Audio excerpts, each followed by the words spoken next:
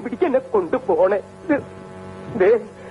ഇതിനൊക്കെ ഒരു നേരവും കാലവും ഒക്കെ ഇല്ല എന്റെ ബാസുര്. കഥ കടക്കില്ലേന്ന് ഞാനാ പറയണേ. ഗംഗേ, നമ്മൾ ഇന്നലെ വന്നപ്പോ ബെഡ്റൂമായിട്ട് ഉപയോഗിക്കാന്ന് പറഞ്ഞൊരു മുറിയുണ്ടല്ലോ, ആ മുറി ഏതാന്ന് വല്ല നിശ്ചയമുണ്ടോ? പിന്നെ മോള് വരാന്തയുടെ അപ്പുറത്തുള്ള മുറിയല്ലേ? ഞാൻ കാണിച്ചു തരാം.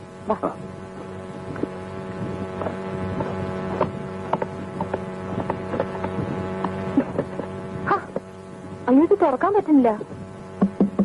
എന്താ എന്താ പ്രശ്നം? ആരോ അകത്തുനിന്ന് പൂട്ടിയിരിക്കുക. ആരത്?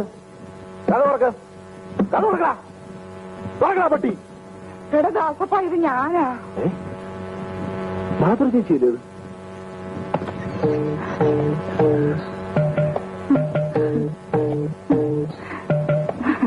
എന്താ ചേച്ചി? ഞാൻ ഒന്ന് നോക്കട്ടെ. എന്തുവാ നോക്കട്ടെ ചേച്ചി? മാറ.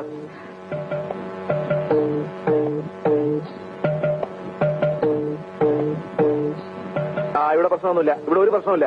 ഇവിടെ പാത്ര ചേച്ചി മാത്രമേ ഉള്ളൂ, വേറെ ആരുമില്ല. ഞാനൊന്ന് നോക്കട്ടെ.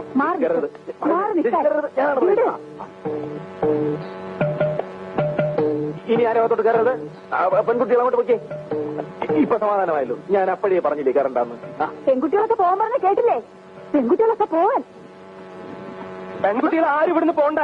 ഒന്ന് തഞ്ചാടെ സമാധാനായിട്ടിരിക്കെ, ഞാൻ മാനേജ് ചെയ്യാം. നീ ഒന്നും മാനേജ് ചെയ്യണ്ട. എനിക്ക് ഇവരോട് ചില കാര്യങ്ങൾ പറയാനുണ്ട്. അയ്യേ, ചേട്ടനൊന്നും പറയണ്ട, ഞാൻ പറയാം. ഞാൻ പോകാൻ പറഞ്ഞത് കേട്ടില്ലേ? ഒറ്റ അടി വെച്ചല്ലോ.